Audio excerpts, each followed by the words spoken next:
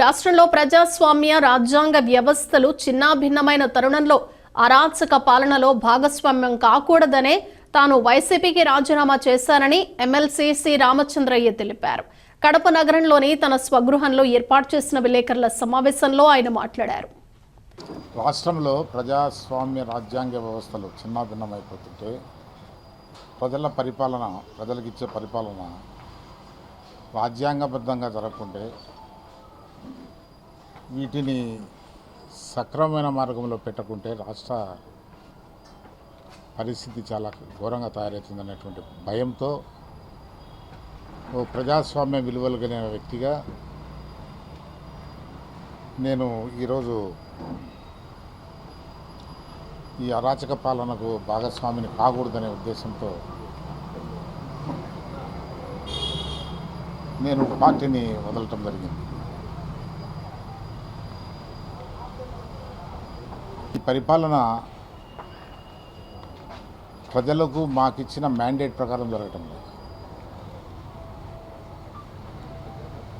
175కు 150 చాలా అనూహ్యమైన ల్యాండ్ స్లైడ్కి అబ్రోనే పోయింది. లిటరల్లీ ఒక రాజకీయ కుటుంబంలోంచి వచ్చిన వాడిని కాదు. మా నాన్నగారు మంత్రిగానో జడ్పీ చైర్మన్ గానో అట్లా వచ్చిన చిన్న కుటుంబంలోంచి వచ్చిన. అయితే ఇంతవరకు వచ్చిన రాజకీయ విలువలను కాపాడుతూనే వచ్చిన మన శక్తి కొద్దీ. మనమేం పూర్తి మార్పులు చేయగలేదనే అసంతృప్తి నాకు ఇప్పటికీ ఉంది. ప్రజల ఆస్తులు కాపాడే విషయంలో వాజ్పేయి గారు ప్రైమ్ మినిస్టర్గా ఉన్నప్పుడు కోయిలేషన్ పార్ట్నర్స్ మేము అధికారం పంచుకుంటున్నాం. అప్పుడు కూడా అపోజ్ చేసిన నేను అపోజ్ చేసి స్టాల్ చేసిన పార్లమెంట్లో బాల్కో విషయంలో. ఇవన్నీ చరిత్రలో ఉన్నాయి. కానీ ఇవన్నీ మన్నం చేసుకుంటే ఒకసారి ఇది మంచిది కాదు. ఈ పరిపాలన దీనిలో భాగస్వామిగా ఉండటం ఇంతకన్నా ఘోరమేది ఉండదని నిర్ణయం తీసుకోవాల్సి వచ్చింది. ఇది ఉన్నట్టుండి తీసుకున్న నిర్ణయం కాదు. నేను చాలా కాలం నుంచి అంతర్మదనంలో ఉన్నా. అదే కారణంగా నేను మీడియా కూడా రాకుండా స్టాప్ చేసిన. నేను ఇవన్నీ ల్యాప్సెస్ అంతా జగన్ గారికి చెప్దామని ప్రయత్నం చేశాను. కానీ అవకాశం రాలేదు. నేను అందరి మాదిరిగా చెప్పలేను, కానీ నేను అతన్ని కించపరుస్తూ కూడా మాట్లాడలేను. ఎందుకంటే కొన్ని మంచి క్వాలిటీస్ కూడా ఉన్నాయి అతనిలో. చిన్న వయసు ఉంది, మంచి ఓపిక ఉంది, కష్టపడతాడు, ప్రజలకు బాగా మంచి జరుగుతుందనే నమ్మకం ఉండింది నాకు. కానీ ఆయన ఆలోచన విధానం చూస్తే డిఫరెంట్గా అనిపించింది నాకు. మారువేషాలు వేసుకొని అర్ధరాత్రులు పోయి తన పరిపాలన గురించి ఏమవుతుందని కనుక్కునేవాడు. ఇప్పుడు అవసరంలే.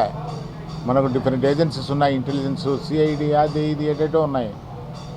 కనుక్కోవచ్చు, మీరు పార్టీ క్యాడర్ ద్వారా కనుక్కోవచ్చు. అటువంటి అవకాశాలు ఉన్నా కూడా దానిని తోసిపుచ్చిపోవటం అనేది అన్వైజ్ థింగ్. ప్రజల ఫీడ్బ్యాక్ నుంచి వచ్చిన నిర్ణయాలే కరెక్ట్ నిర్ణయాలు. ఆ ఫీడ్బ్యాకే తెలుసుకునే దానికి వీలు కానప్పుడు మనం చేసే నిర్ణయాలు కరెక్ట్ ఉంటాయని నమ్మకం లేదు. పొలిటికల్ సెక్టరే కరప్ట్ అయిపోయింది. దీంట్లో జనరల్గా మీకు వచ్చే అనుమానం ఏమంటే ఇదేదో బయటికి చెప్తారు, మనసులో ఏదో ఉంటుందనేటువంటిది. కానీ మనం గొంతు కోసుకునే కూడా గారెడ్ అనే పరిస్థితి వచ్చేస్తుంది. నేను ఆ ప్రయత్నం చేయటంలే. నాకు 3 సంవత్సరాల పైచిలకు కౌన్సిల్ ఉంది. ఇంకా వదిలేసిన, రాజీనామా చేయబోతున్నా. రాజ్యసభనే 2 సంవత్సరాలు వదిలేసినండి. ఇది మంచి ఇది చెడ్డ అనే నా కాన్షియస్కు తగిలిన తర్వాత నిర్ణయం తీసుకోవచ్చు. ఆయన తీసుకున్నటువంటి అడ్వైజర్లు కూడా, అంటే నేను అందరినీ బ్లేమ్ చేయను, persons who are responsible for running the state, వాళ్ళైనా కూడా ఆయన్ను మార్చే ప్రయత్నం చేస్తే బాగుంటుందేమో అనిపిస్తుంది. ఆయన కరెక్ట్గా ఫీడ్బ్యాక్ ఇచ్చి కొంతవరకైనా నిర్ణయాలు మంచి జరుగుతాయని.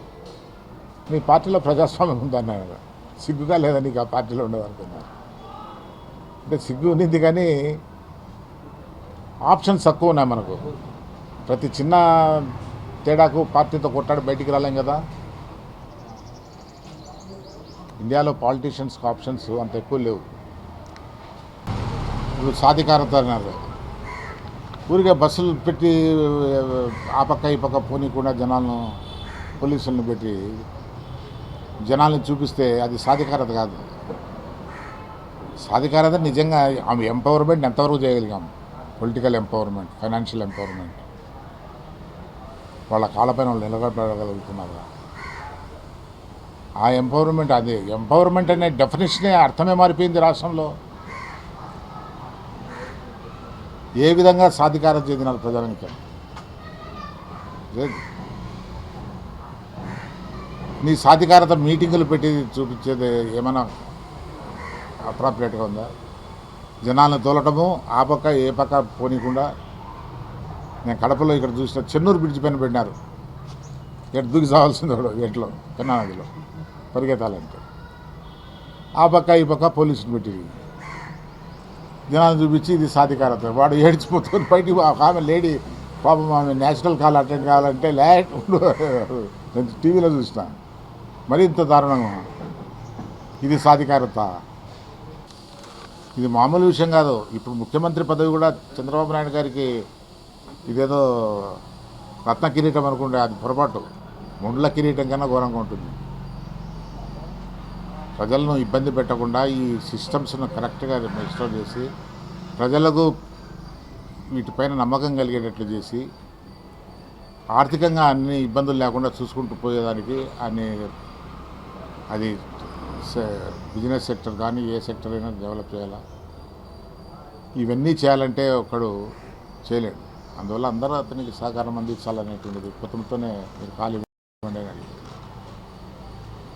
చాలా కష్టమైన ఇది, ఈ వాతావరణంలోనే ఇది చేస్తాం. కానీ ఇంకా ఆలోచన విధానం మారలే రూలింగ్ పార్టీది. వాళ్ళు ఇంకా వాళ్ళ పార్టీలో ఉంటే బంగారు, లేకుంటే వేరే పార్టీలో పోతే చెత్త, స్క్రాపు, ఈ విధంగా రాయించుకుంటాను. చెత్త స్క్రాపు మీ దగ్గర ఉన్నప్పుడు బంగారుగా ఉంటుంది, పక్కకు వస్తే చెత్త వచ్చింది.